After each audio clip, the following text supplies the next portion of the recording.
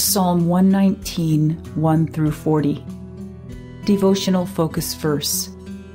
Incline my heart unto thy testimonies, and not to covetousness. Psalm 119:36. Covetousness, a greedy, acquisitive, avaricious love of money, is an insidious evil. To many individuals who build their lives around acquiring and accumulating wealth, money represents success, power, and prestige. To others, it represents security. John G. Wendel and his sisters may have been in the latter category, although no one knows for sure. Whatever their reasons, they are considered to be among the most tight-fisted people of all time. Each of the Wendel children received a huge inheritance from their parents' real estate ventures. The family wealth in the early 1900s was estimated at $50 million, but they hoarded what they had and spent only what was absolutely necessary to maintain life. They shunned society and lived like paupers on the most expensive residential property in New York City, making virtually no improvements to their dwelling.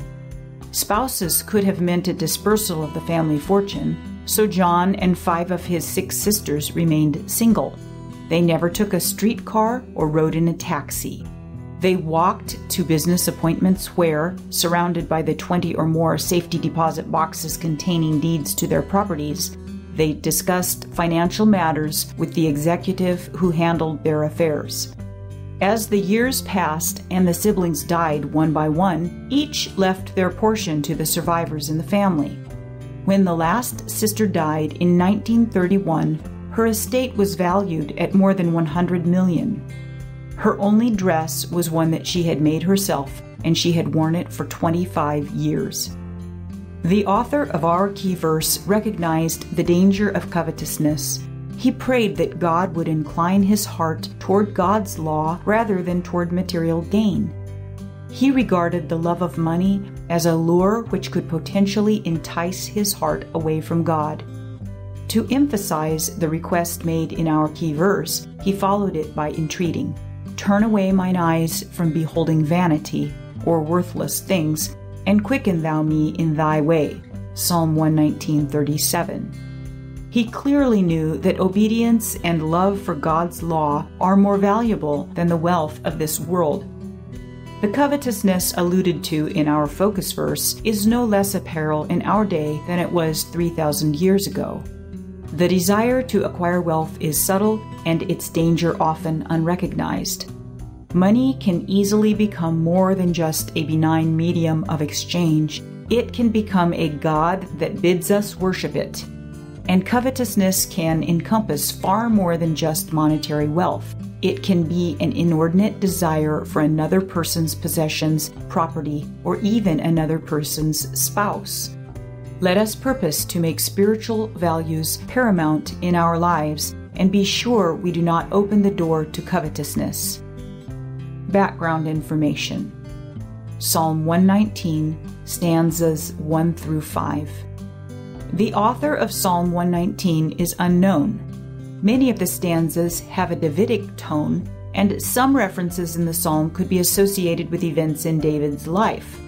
However, contemporary scholarship suggests it was likely composed sometime after the construction of the Second Temple in Jerusalem in 515 BC. The best evidence for this conclusion is linguistic. Psalm 119 uses late biblical Hebrew as opposed to the classical form of the language. Psalm 119 is both the longest psalm and the longest chapter in the entire Bible. It is also the most intricate of biblical acrostic poems. It is divided into 22 stanzas, each comprised of 8 verses and titled with successive letters of the Hebrew alphabet. In the original Hebrew, each of these verses begins with the same letter as the stanza title. Although each stanza has a different emphasis, they are connected by a central theme: appreciation for the law of God, specifically the Torah, which is a Hebrew word referring to the will of God as it was made known to Israel. Every verse, with the exception of verses 122 and 132, contains a reference to God's law in one or more of the following words: commandments, judgments, law, precepts, statutes, testimonies, ordinances, way, truth, and word. Today's text covers the first 5 stanzas: Aleph, Beth, Gimel, Daleth, and He. In the first stanza, Aleph, the psalmist spoke of the blessings of salvation and obedience to God's law.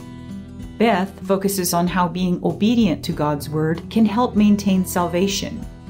In the third stanza, Gimel, the psalmist encountered adversity and at first longed for God's law and then took refuge in it. He may have been in exile when it was written. Daleth, the fourth stanza, relates to the conversion of the psalmist and his subsequent inclination towards God's law. He, the fifth stanza, describes his willingness to learn of God's law.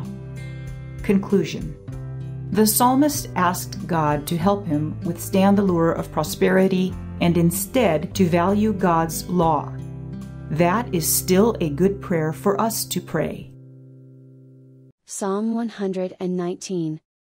Blessed are the undefiled in the way, who walk in the law of the Lord. Blessed are they that keep his testimonies, and that seek him with the whole heart. They also do no iniquity, they walk in his ways. Thou hast commanded us to keep thy precepts diligently. O that my ways were directed to keep thy statutes!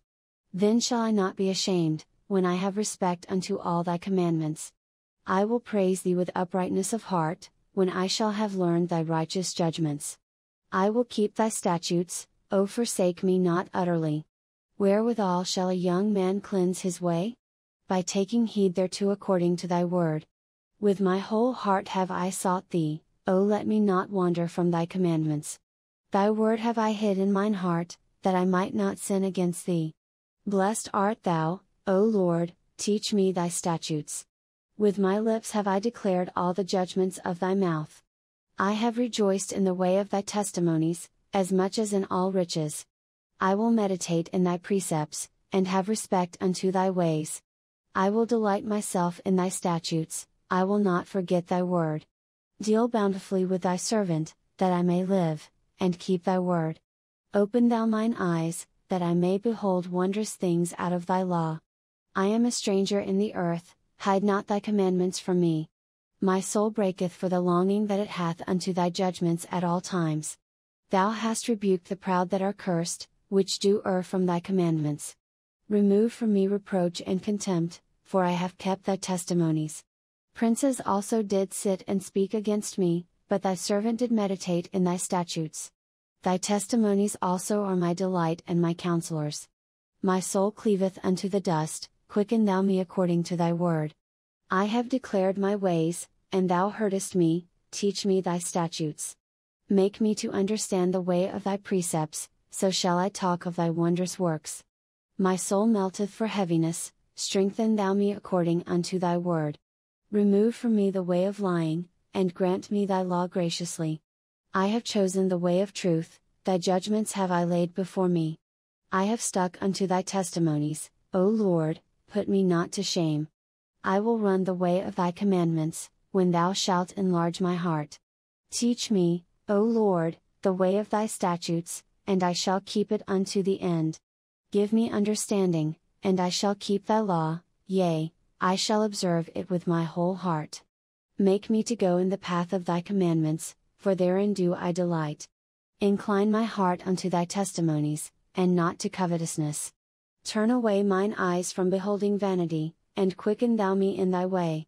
Stablish thy word unto thy servant, who is devoted to thy fear. Turn away my reproach which I fear, for thy judgments are good. Behold, I have longed after thy precepts, quicken me in thy righteousness.